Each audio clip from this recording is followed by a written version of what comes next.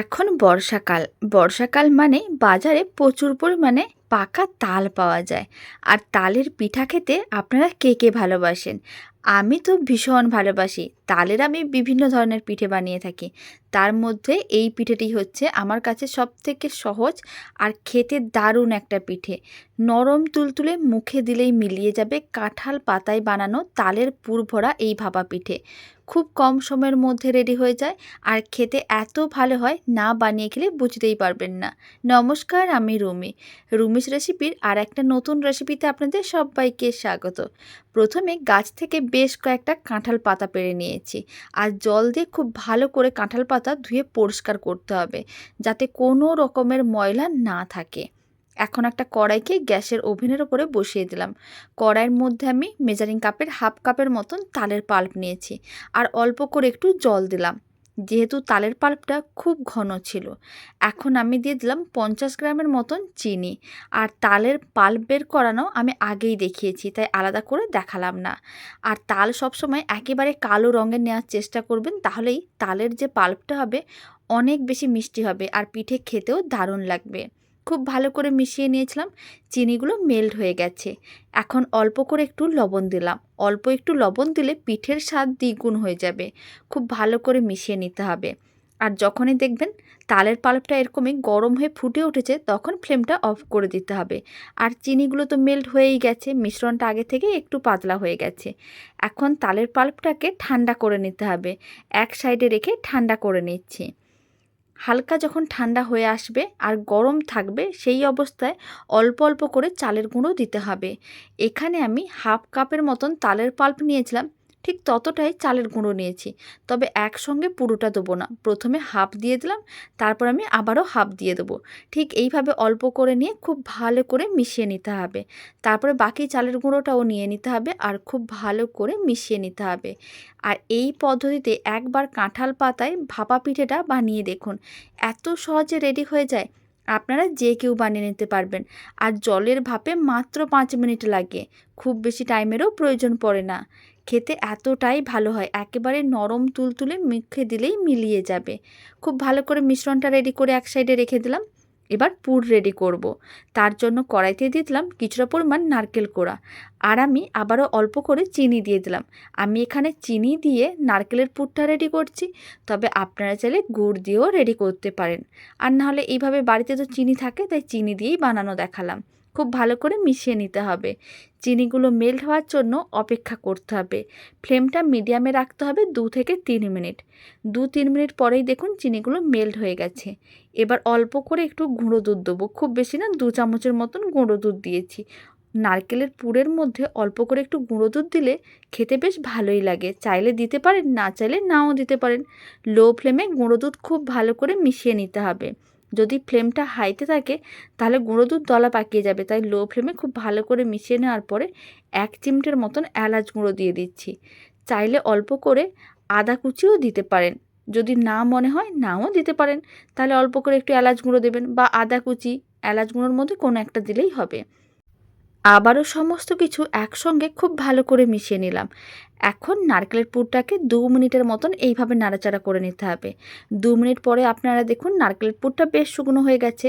ফ্লেমটা অফ করে এক সাইডে নারকেলের পুরটাকে রেখে ঠান্ডা করে নিতে হবে।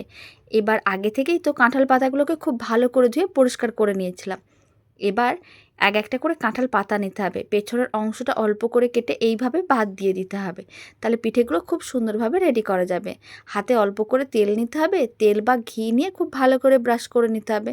আমি এখানে সাদা তেল নিয়েছি। ঠিক এইভাবে অল্প অল্প তেল নিয়ে খুব ভালো করে ব্রাশ করে নিচ্ছি। আমি আপনাদের দুরকমভাবে পিঠেটা বানানো দেখাবো। চাইলে আপনারা এই দিকেও পিঠে রেডি করতে পারেন বা উল্টো দিকেও রেডি করতে পারেন। দুরকমভাবেই বানানো দেখিয়ে দেবো। তাই দুদিকেই ভালো করে তেলটা ব্রাশ করে নিলাম। এবার প্রথমে একটা পিঠে বানানো দেখাচ্ছি, উল্টো দিকে বানানো দেখাবো, যাতে এই যে আপনারা দেখুন কাঁঠাল পাতার যে দাগগুলো আছে এইগুলো যাতে পিঠের মধ্যে আসে, তার জন্য অল্প করে মিশ্রণ নিতে হবে। যেটা তালের পাল্প আর চালের গুঁড়ো দিয়ে মিশ্রণটা রেডি করে নিয়েছিলাম, সেখান থেকে কিছুটা পরিমাণ মিশ্রণ নিতে হবে, খুব ভালো করে ছড়িয়ে দিতে হবে। তারপরে কিছুটা পরিমাণ নারকেলের পুর নিতে হবে আর এইভাবে ভালো করে আটকে দিতে হবে। চাইলে একটা টুথপিক দিয়েও আটকে দিতে পারেন, তবে আমি এইভাবেই পিঠেগুলো বানাই, কোনো সময় কিন্তু খুলে যায় না। আপনারা চাইলেই টুথপিক দিয়ে আটকে নিতে পারেন। এবার আমি এই দিক দিয়ে বানানো দেখাবো। আর সবসময় কিন্তু তেল ব্রাশ করে নেবেন, তাহলে আর হাতে আটকে যাবে না। এইভাবে কিছুটা করে মিশ্রণ নিতে হবে আর খুব ভালো করে চারিদিকে ছড়িয়ে নিতে হবে। আপনারা দেখলেন তো মিশ্রণটা কতটা ঘন, ঠিক এইভাবে মিশ্রণটা ঘন করে বানাতে হবে। আর মিশ্রণটা যেন একটু চিটচিটে ভাব থাকে, তাহলেই কিন্তু পিঠেগুলো খুব সুন্দরভাবে রেডি হবে, নাহলে কিন্তু পিঠেগুলো ভালো হবে না। আর এই কয়েকটা জিনিস ফলো করে যদি পিঠেটা বানানো যায়, একেবারে পারফেক্টভাবে রেডি করতে পারবেন ফার্স্ট টাইমে। আর খেতে এত ভালো হবে, কমেন্ট বক্সে জানাতে একেবারেই ভুলবেন না খেয়ে আপনাদের কেমন লাগলো। আর একইভাবে পুরটা এক সাইডে দিতে হবে, তারপরে ভালো করে ফোল্ড করে নিতে হবে। সমস্ত পিঠেগুলো এখন একইভাবে রেডি করে নিতে হবে। আমি আপনাদের দুরকমভাবে বানানো দেখালাম, আপনাদের যেটা মনে হয় সেইভাবেই রেডি করবেন। তবে আমি কিন্তু কাঁঠাল পাতার উল্টো দিকে খুব একটা পিঠে বানাই না, আমি সোজা দিকেই মিশ্রণটা দিয়ে পিঠেগুলো বানাই। এতে হয়তো দাগটা আসে না, তবে পিঠেটা রেডি করতে অনেক সুবিধা হয় বা খুলে যায় না। এখন পিঠেগুলোকে জলের ভাপে রান্না করতে হবে। তার জন্য কড়াইতে বেশ কিছুটা পরিমাণ জল নিয়েছিলাম, ফ্লেমটা হাইতে করে দিয়েছি। খুব ভালো করে গরম করে নিতে হবে। তারপরে এরকম একটা ছিদ্রযুক্ত পাত্র রেখে দিতে হবে।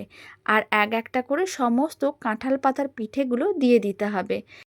আর হাই ফ্লেমে মাত্র 5 মিনিট ভাপে রান্না করে নিলেই পিঠেগুলো একেবারেই রেডি হয়ে যাবে।